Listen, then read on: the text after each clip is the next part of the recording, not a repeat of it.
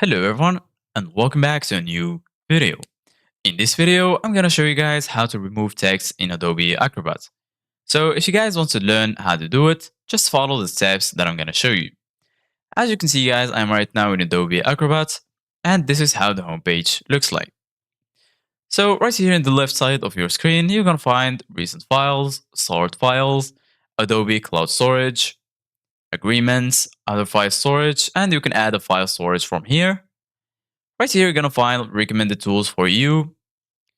You can see, guys, right here, all the tools. If you click right here, the list will be expanded and you'll be able to see all of the tools. And you can also find any tool by typing it in the search bar.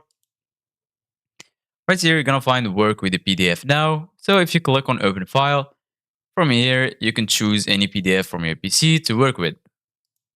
From here, you can set it as your default reader for PDFs. So for example, I'm going to click on this file.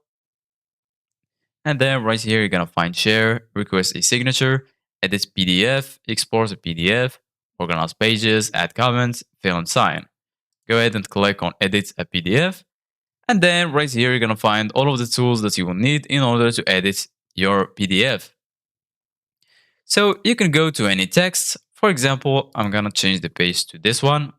And I want to remove this text.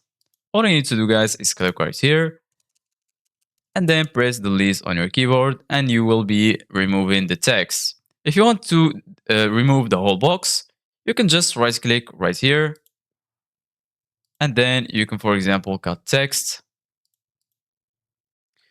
or you can just click on delete on your keyboard. And as you can see, guys, the text has been removed. So right now I'm gonna press Ctrl Z to go back. And this is it. So this is it guys for today's video. Thank you guys for watching. See you guys in the next video.